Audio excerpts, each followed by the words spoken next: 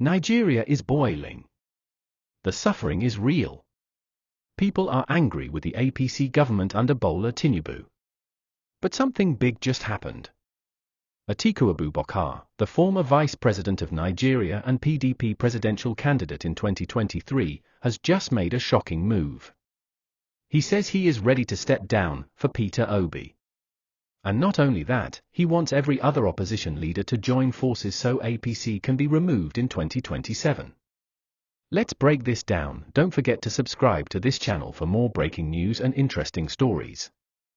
Atiku Abubakar has been a central figure in Nigerian politics for decades. As a former vice president of the country, a businessman of great influence, and a seasoned presidential candidate, his name is one that commands attention across all regions. In 2023, he was the presidential candidate of the People's Democratic Party, one of the two largest political parties in Nigeria. He campaigned across the nation, making his case to Nigerians that he was the right man to lead the country after years of challenges. Even though he lost that election, Atiku's political relevance remained strong.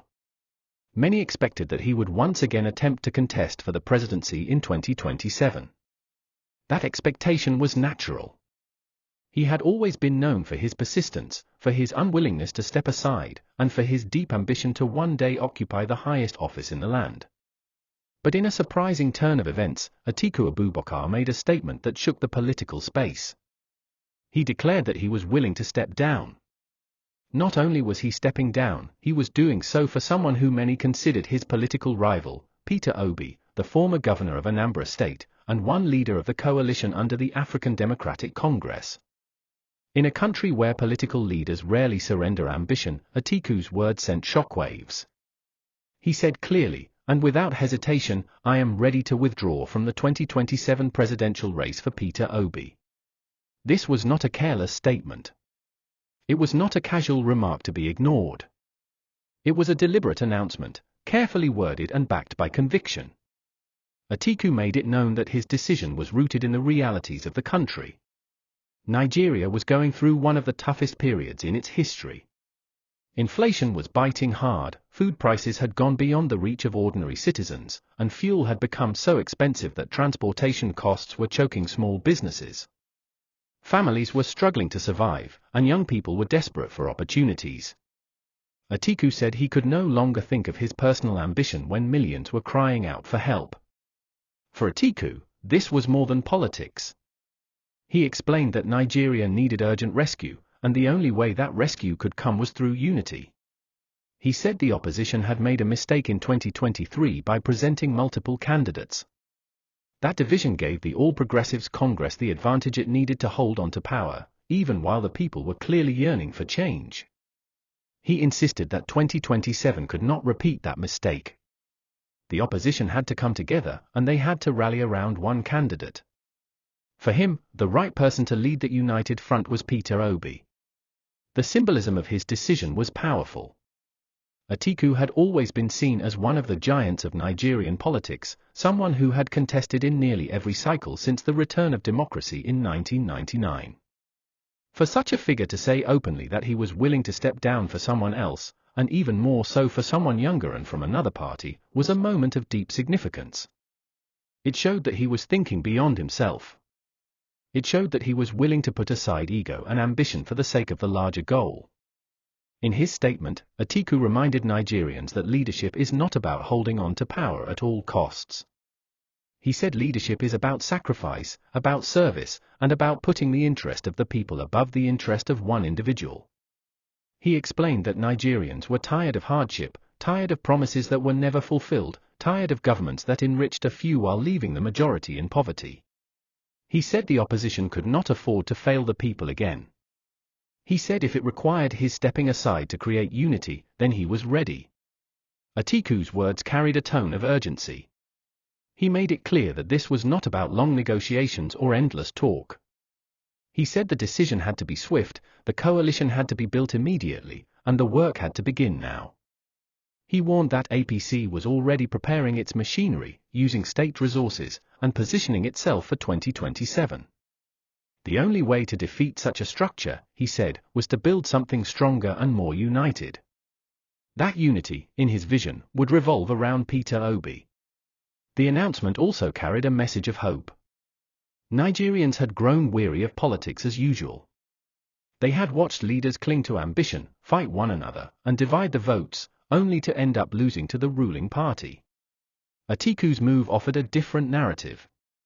It suggested that there were still leaders who could make sacrifices. It suggested that a new kind of politics was possible, one where the country came before personal pride. For many Nigerians, hearing Atiku declare that he was willing to step down was refreshing. It gave them a reason to believe that change might actually be possible in 2027. He also emphasized that this was not a decision taken out of weakness. Some might have expected that he was withdrawing because he had lost energy, or because he was giving up on his long ambition. But Atiku rejected that idea. He said he remained strong, he remained committed, and he still had influence across the nation.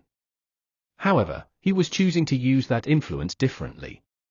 He was choosing to use his weight, his network, and his reach not to advance his personal race, but to support a united candidate who could truly challenge the ruling party. In his view, Obi was that candidate. The significance of this cannot be overstated. Nigerian politics has rarely seen such a gesture.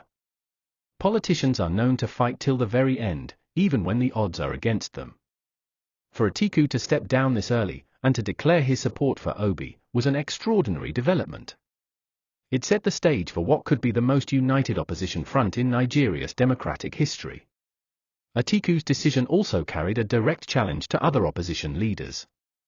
By his actions, he was telling them, if I, Atiku Abubakar, can put aside ambition for the sake of the country, then you too can do the same. He was calling them out, pushing them to think beyond themselves, and inviting them into something larger than their personal careers. In the end, Chapter 1 of this unfolding story is about sacrifice. It is about a man who has spent decades pursuing the presidency, choosing instead to step aside for someone else.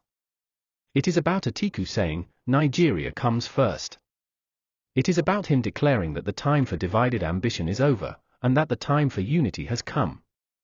His words did not just open a conversation, they ignited a movement. They set the tone for what could be the beginning of a new chapter in Nigeria's political journey. After Atiku Abubakar made his declaration, he did not stop with the announcement that he was stepping down for Peter Obi. He went further to send a message across the political landscape of Nigeria. His call was direct and uncompromising: all opposition leaders must come together if there is any hope of rescuing the country in 2027. Atiku's statement was not merely about his personal withdrawal. It was about building something larger, something stronger than any single individual. He said the opposition had wasted too much time fighting among themselves. In his words, every separate ambition had become a gift to the ruling party. When opposition candidates divided the votes, they handed power to APC on a platter. He reminded everyone of the 2023 election. That election showed how a divided opposition left millions of Nigerians disappointed. People had voted in large numbers, but because the opposition was not united, their strength was broken into fragments. Atiku insisted that this mistake must never happen again. He explained that the suffering in the country has grown beyond imagination. Prices of food and fuel had skyrocketed, salaries could no longer sustain families, and insecurity continued to make life unbearable. Atiku said the reality on the ground was too dangerous for politicians to play selfish games. He called for a coalition that would set aside all personal interests and place the country's survival at the center. In his speech, Atiku said plainly that the ruling APC had failed Nigerians. He accused the party of destroying the economy and allowing hunger to spread across every region. He said the time had come to fight back with unity, because APC was already preparing to use its usual strategy of manipulation, division, and intimidation. According to him, the only response to such a structure was for all opposition groups to join forces under one banner. He did not only call on party leaders. Atiku also reached out to governors, senators, youth movements, and social groups. He insisted that unity must go beyond the political class. It must stretch into the streets, the markets, the universities, and the villages. His vision was of a coalition that was not just built in Abuja but built across the whole country. He wanted a movement that every Nigerian could see themselves in, a movement that was broader than party lines and deeper than political labels. Atiku promised to work tirelessly to build this unity. He said his decision to step down was not the end of his political journey but the beginning of a different role. Instead of running as a candidate, he would serve as a builder. He would travel across the country, hold meetings with leaders, and personally convince them that unity was the only option left. He said he was ready to spend his time, energy, and resources on making sure that the coalition stood strong. In this call for unity, Atiku placed Peter Obi at the center, but he also opened the door for every other figure who believed in change. He said the coalition was not about one man, it was about a shared mission. If Obi was to be the candidate, then every other leader must come together to back him fully. Atiku said there was no space for half-hearted commitment or quiet sabotage. The future of Nigeria was too important for divided loyalty. He urged every leader to put the nation first, even if it meant setting aside long-held ambition. What made Atiku's call for unity powerful was not just his words but the way he framed the struggle. He described Nigeria's present condition as a crisis that demanded collective sacrifice. He said this was not the time to argue about party names or individual positions. It was not the time for endless debates about who deserved what. It was the time for courage and responsibility. He told his fellow politicians that history would not forgive them if they failed again. Atiku also addressed the Nigerian people directly. He asked them to hold every opposition leader accountable. He said Nigerians must demand unity, must demand cooperation, and must refuse to tolerate selfishness from any politician. He told citizens to rise and make their voices heard, because unity was not only a decision for leaders, it was also a responsibility for the people who gave them power. This chapter of Atiku's message was not about stepping down alone, it was about opening the path to something greater. It was about preparing the ground for a united force that could face APC with the full strength of the people behind it. His words carried a mixture of warning and hope. The warning was clear: divided opposition will fail again, and Nigeria cannot afford that failure. The hope was equally clear: united opposition can win, and Nigeria can be rescued. The significance of this unity call was immediately understood by many. For years, Nigerian politics had been dominated by personal rivalries and party loyalties that weakened the opposition. Leaders often cared more about their names on the ballot than about the outcome for the country. Atiku was saying that this time had to be different. The people could no longer suffer because of divided ambition. He said this coalition must be built on trust and shared responsibility. It should not be about positions or promises of appointments. It should not be about who controls the spotlight. It should be about one mission only: removing APC from power and giving Nigerians a chance at a better life. He insisted that if every leader could embrace this vision, then victory in 2027 would not only be possible but inevitable. Atiku ended his call for unity with a firm vow. He said he would dedicate himself fully to the task, that he would not rest until he saw a strong, united front standing against APC. He said his decision to step down was not weakness but strength, strength to sacrifice, strength to serve, and strength to unite. This call for unity was not just the second step in Atiku's message. It was the foundation upon which the entire struggle for 2027 would rest. Without unity, nothing would change. With unity, everything could. When Atiku Abubakar spoke about his decision to step down and his call for unity, there was one part of his message that caught everyone's attention. It was his statement about the North. For years, many Nigerians believed that Peter Obi's political base was limited to the South and among the younger generation. His 2023 campaign had drawn massive crowds, especially in southern cities and among urban youth. But critics argued that he lacked support in the North, and that without northern votes, it would be impossible for him to win a presidential election. Atiku challenged that view directly. He said the North was ready to vote for Peter Obi in 2027. His words shocked many because they came from someone who not only understood the North but had, for decades, been one of the most influential politicians from that region. Atiku was not speaking as an outsider. He was speaking as a son of the North, as someone with deep ties to its people, culture, and politics.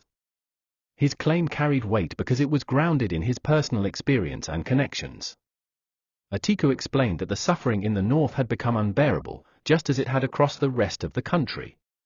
Farmers in states like Zamfara, Katsina, Kaduna, and Borno were unable to go to their farms without fear of being attacked by bandits. Traders who once filled the markets of Kano and Sokoto with goods were now struggling as the cost of transportation and importation soared. Families in rural villages were barely able to feed themselves as food prices went higher every day. He said hunger had no tribe and poverty had no religion.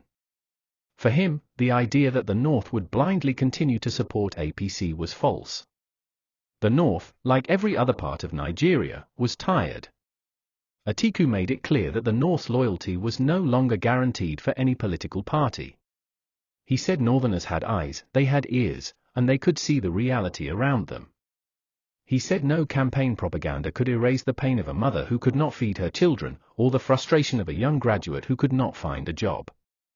These struggles, he explained, had made the people open to change, and that change, he believed, could come through Peter Obi. He also said the North was not as closed-minded as some believed. He explained that Northerners, just like Southerners, were capable of rallying around any leader who demonstrated honesty, competence, and compassion. Atiku said Peter Obi had proven himself to many Nigerians during the 2023 elections. He had built a reputation for integrity, for prudent management of resources, and for speaking the truth about the challenges facing the country. Atiku said these qualities were exactly what the North was now searching for. More importantly, Atiku pledged to use his own influence in the North to ensure that Peter Obi's message reached every corner. He said he would personally speak to traditional leaders, community elders, youth organizations, and religious figures. He would tell them that supporting Obi was not about betraying the North but about saving Nigeria. He would tell them that the struggle for change was a national struggle, and that every region had to participate fully.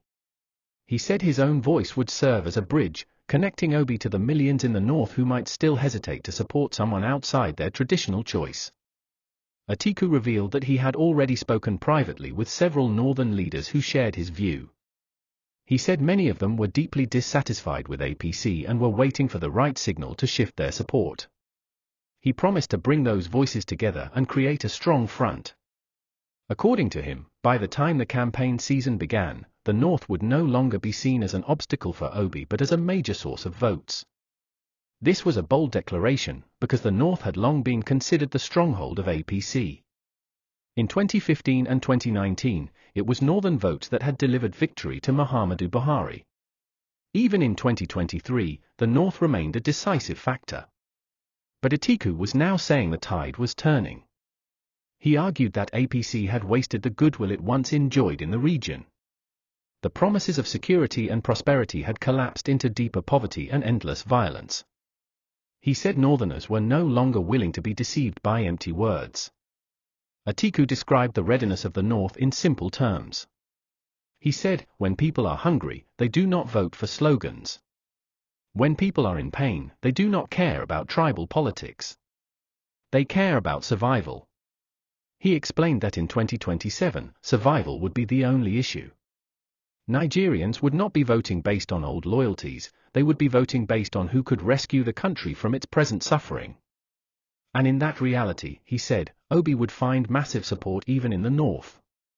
Atiku also spoke about the younger generation in the North. He reminded Nigerians that millions of Northern youths were unemployed, restless, and frustrated. Many of them had admired Obi during the 2023 elections but had been unable to give him full support because of divided opposition and lack of strong structures. He promised that this time would be different. He said he would make sure those youths had reasons to believe that Obi was not just a Southern candidate but a national candidate who cared about their future. By placing so much emphasis on Northern support, Atiku was doing two things at once. He was silencing critics who said Obi could never win the region, and he was also sending a clear warning to APC that the ground they thought was secure was slipping away. His words painted a picture of a political revolution that could sweep across Nigeria, bringing together both the South and the North in a way that had not been seen in recent history. Atiku ended his message about the North with a vow. He said he would not rest until the region understood what was at stake. He would use his voice, his influence, and his reputation to ensure that Northerners stood with Obi. He said this was not about replacing one leader with another but about rescuing Nigeria from collapse. For him, it was about giving the next generation a chance to live in a country where hope was possible again. In the end, his words about the North carried more than just political weight. They carried the power of possibility. If Atiku could truly rally Northern support for Obi, then 2027 would no longer be a contest decided by tribal divisions. It would become a contest about survival, justice, and the future of Nigeria. This was the heart of his final chapter, a declaration that the North, often seen as the unmovable bloc of APC, was now ready to vote differently. Ready to vote for Obi. Ready to vote for change. Ready to vote for Nigeria.